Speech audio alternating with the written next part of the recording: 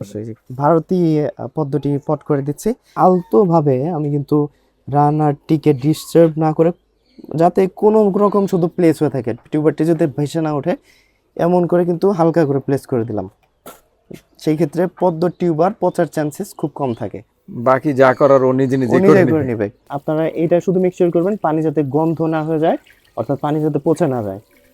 এটার জন্য আপনারা ওভারফ্লো করে দিবেন, মানে পানিটা পুরোপুরি পানিটা পূর্ণ হচ্ছে করে পট ভরে পট ভরে, জি, উপর দিয়ে যেন পড়ে। উপচে পড়ে যায় যাতে, এটা এতটুকুই। কয়দিন পর পর করতে হয় বা এটা কতদিন করতে পানির হবে? কন্ডিশন আকারে আর কি। এখানে যেহেতু মাটিটা প্রপারলি প্রিপেয়ার করা, আপনি দেখতে পাচ্ছেন পানি কিন্তু মোটামুটি পরিষ্কার। তো এই ক্ষেত্রে কিন্তু আমার মনে হচ্ছে না যে ওভারফ্লো করতে হবে, কিন্তু পানি যদি নোংরা হয়ে যায় তখন ওভারফ্লো করতে হবে পানির কন্ডিশন অনুযায়ী আর কি। তো এটা দেখতে পাচ্ছেন যে অলরেডি রানার বের হয়ে গেছে। এটাও একটা মাইক্রো ভ্যারাইটি, এটা অনেক সুন্দর। এটা বাংলাদেশে নতুন। তো এটাও বাংলা, কি পদ্ম না? এটাও পদ্ম, এটাকে ইওয়াস বলে। এটা পিঙ্কের মধ্যে ভিতর দিয়ে হচ্ছে একটা শেডেড পদ্ম, পিঙ্ক আর হোয়াইট এবং ইয়েলো একটা পদ্ম। এটা মেন ফিচার হচ্ছে ফুলটা অনেক বড় আর প্রমিনেন্ট হয়।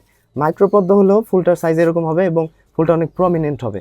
মাঝখানে যে পদ্মর মাঝখানে যে আম, ইয়া সিড পটটা থাকে, ওটা অনেক প্রমিনেন্ট হবে, দেখতে অনেক সুন্দর দেখা যায়। এটা আসলে ইয়স, বিষয়গুলো এখন তো বোঝা যাবে না, জি ফুল ফুটলে আসল সৌন্দর্যটা এবং বৈশিষ্ট্যগুলো আমরা ভালো বুঝতে জি পারবো জি ইনশাআল্লাহ। ইনশাল্লাহ। এটা যেহেতু রানার ছেড়ে দিয়েছে, এটা একটু ডেলিকেট ভাবে আমার পট করতে হবে। রানাটা যেন না ভাঙে, রানারটা যাতে না সতর্ক ভাঙে, থাকতে হবে আর জি কি। একটু সতর্ক থাকতে হবে। তো আমি ফার্স্টে এটাকে প্লেস করে দিচ্ছি। তারপর আমার যে রানারটি রয়েছে, রানারের কয়েকটি স্টেপ রয়েছে। প্রথম স্টেপটি আমি প্লেস করে দিচ্ছি।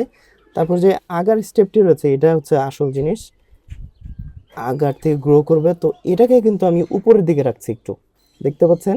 আমি কিন্তু পুরোপুরি এটাকে ডিপে গেঁথে দিইনি, এটাকে একটু উপরে রেখেছি এবং পাতাগুলো কিন্তু আমি ফ্রি ফ্লোয়িং রেখেছি, যাতে পাতাগুলো উপরে ভেসে আসতে পারে।